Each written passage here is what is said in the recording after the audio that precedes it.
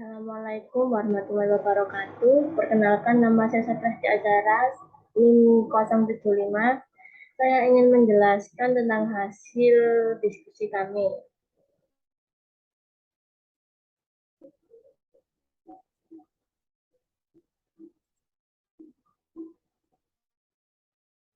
Pertama, nilai luhur apa saja yang dapat dilestarikan dalam Pancasila? Jawabannya ialah nilai luhur dalam proses perumusan Pancasila bagi bangsa Indonesia juga terlihat pada bagaimana perbedaan pendapat tidak membuat peserta sidang PKI terpecah belah. Namun semakin mempererat kesatuan, saling menghargai, dan saling percaya sama lain. Berikut adalah nilai-nilai luhur yang dapat dipetik dalam Pancasila. 1. Mendengarkan dan menghargai pendapat orang lain. 2. Menerima keputusan yang diambil dalam rapat atau pertemuan. 3. Kerja keras.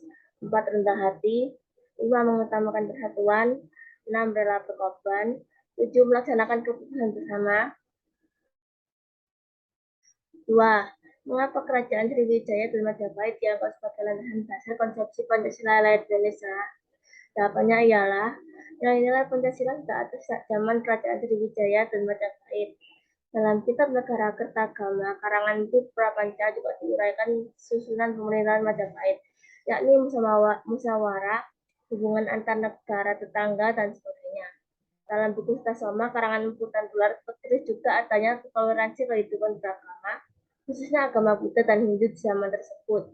Namun, saat kaum penjajah datang, yakni dari bangsa Barat dan Jepang, kehidupan di Indonesia mengalami perubahan.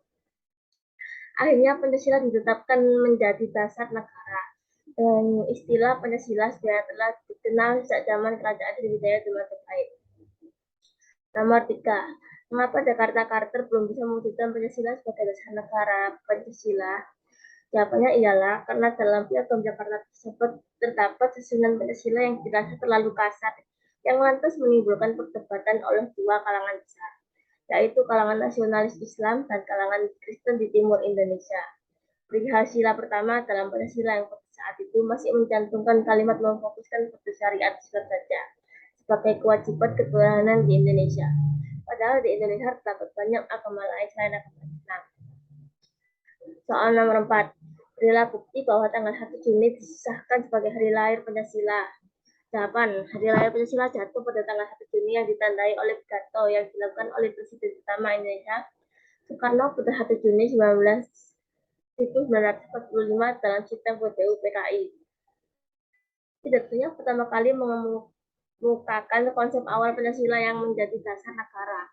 Sejarah Hari Raya Pancasila sangat perlu untuk diingat, dan yang lebih utama lagi bagaimana kita dalam mengenai Pancasila sebagai dasar negara dan sebagai landasan berperilaku dalam kehidupan bermasyarakat.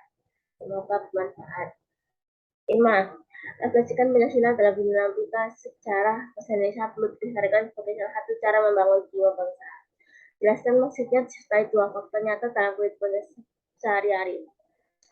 Jawabannya ialah Pancasila memiliki fungsi dan peran memberi gerak dan membimbing ke arah tujuan untuk mewujudkan masyarakat Pancasila.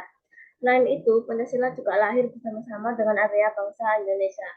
Beberapa fakta Pancasila sebagai jiwa bangsa ialah bangsa Indonesia berdasarkan sila pertama di dalam Pancasila telah dengan benar meyakini bahwa adanya Tuhan dan mengikrarkan kepercayaan juga ketakwaan terhadap Tuhan Yang Maha Esa. Lalu, keadilan dan kesejahteraan rakyat yang didapat rakyat Indonesia tidak lepas dari sambutan sila pertama atas dasar ketuhanan Yang Maha Esa. Tidak ada paksaan akan mewajibkan menganut sebuah atau sekelompok adalah agama tertentu. Demokrasi yang dipandu oleh kebijaksanaan batin dalam kebulatan suara yang muncul dari pertimbangan. Lagi 1. Bagaimana pendapat saudara tentang urgensi pendidikan Pancasila di perguruan tinggi? Jelaskan pendapat saudara. Pendapat kami tentang urgensi pendidikan Pancasila di perguruan tinggi ialah memperkokoh jiwa kebangsaan mahasiswa sehingga menjadi dorongan pokok dan bintang petunjuk jalan bagi calon penerus kepemimpinan bangsa di berbagai bidang dan tingkatan. Lalu, agar calon penerus bangsa tidak mudah terpengaruh oleh pemahaman asing yang dapat mendorong untuk tidak menjalankan nilai-nilai Pancasila. Dan yang terakhir, untuk menjawab tantangan dunia dengan mempersiapkan mahasiswa yang mempunyai pengetahuan, pemahaman, penghargaan, kekayaan, komitmen, dan pola pengamalan Pancasila. Hal tersebut ditunjukkan untuk melahirkan lulusan yang menjadi kekuatan inti pembangunan dan penerus bangsa dalam setiap tingkatan lembaga-lembaga negara, duta-duta negara, lembaga daerah, lembaga infrastruktur politik, lembaga-lembaga bisnis, dan profesi lainnya menjunjung nilai-nilai Pancasila. Wah, menurut pendapat saudara, metode pembelajaran yang bagaimana yang cocok dalam pembelajaran pendidikan Pancasila di perguruan tinggi? Menurut pendapat kami, metode pembelajaran yang cocok dalam pembelajaran pendidikan Pancasila tinggi ialah dengan Pancasila merupakan metode kritis, analitis, induktif, deduktif, transaktif, hermeneutik melalui dialog kreatif dengan partisipasi peserta didik untuk meyakini kebenaran hakikat bahan penelitian.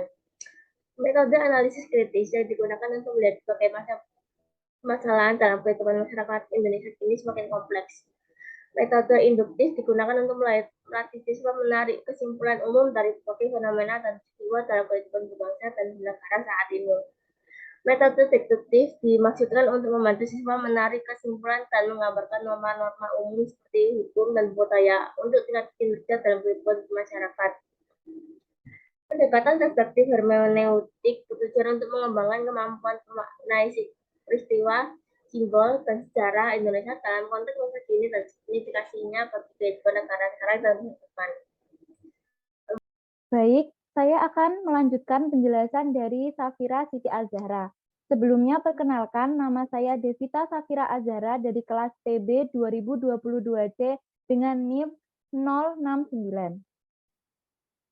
Pertanyaan nomor 3 yaitu berbagai masalah yang dihadapi bangsa Indonesia seperti korupsi, narkoba, dekadensi moral, dan lain-lain menunjukkan bahwa nilai-nilai Pancasila belum terlaksana dengan baik dalam kehidupan bermasyarakat, bernegara, dan berbangsa. Bagaimana pendapat saudara upaya yang bisa dilaksanakan sebagai generasi muda dan generasi penerus bangsa terhadap permasalahan tersebut?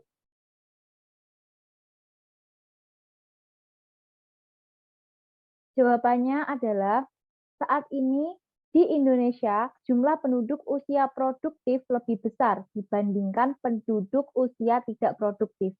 Ini adalah peluang emas bagi Indonesia untuk dapat mempercepat pembangunan dan kesejahteraan. Generasi muda merupakan generasi unggul.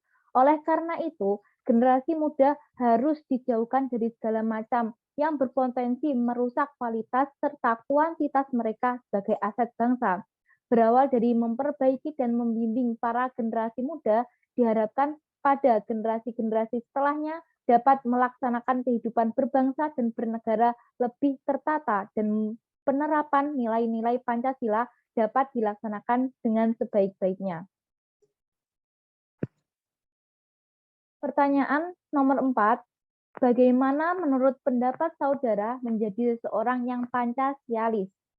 Jawabannya adalah menjadi seseorang yang Pancasialis adalah dengan melakukan segala hal sesuai dengan nilai-nilai Pancasila yang tertera, mengamalkan dan menjalankan nilai-nilai yang terkandung pada sila-sila Pancasila dengan sebaik-baiknya, menjalankan norma-norma yang ada di masyarakat. Selanjutnya yaitu pembahasan mengenai refleksi 2. Nomor 1, dengan pertanyaan apa yang akan terjadi dalam kehidupan jika tidak ada filsafat dalam arti pemikiran yang mendalam, mendasar, dan menyeluruh. Jawabannya adalah kehidupan menjadi tidak selaras dan berantakan karena tidak memiliki pedoman dan acuan. Persatuan dan kesatuan menjadi semakin lemah, munculnya berbagai macam perselisihan dan konflik. Pertanyaan nomor 2 yaitu apakah yang mungkin terjadi jika Indonesia tidak memilih Pancasila? Jawabannya, Pancasila sebagai dasar negara Indonesia yang berarti pedoman hidup bangsa.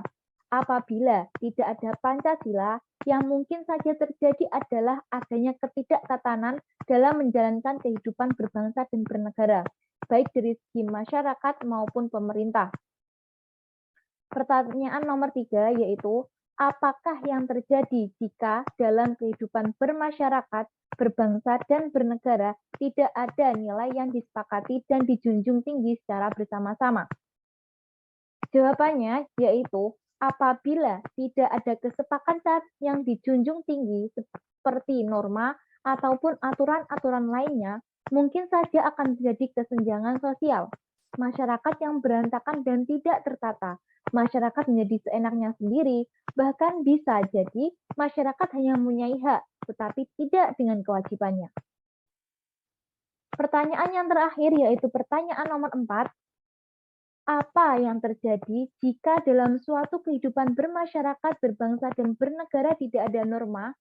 Jawabannya yaitu masyarakatnya akan berantakan, tidak ada sopan santun, tidak ada tata krama, atau bisa saja suatu negara menjadi tidak memiliki hukum dikarenakan tidak adanya norma. Dan semua hal dianggap lazim. Penting adanya norma sendiri karena dapat menciptakan kehidupan di masyarakat menjadi lebih aman dan tertib. Norma juga bisa mencegah terjadinya benturan kepentingan di masyarakat. Itu saja pemaparan dari kelompok kami yang dapat kami sampaikan. Kurang lebihnya kami mohon maaf.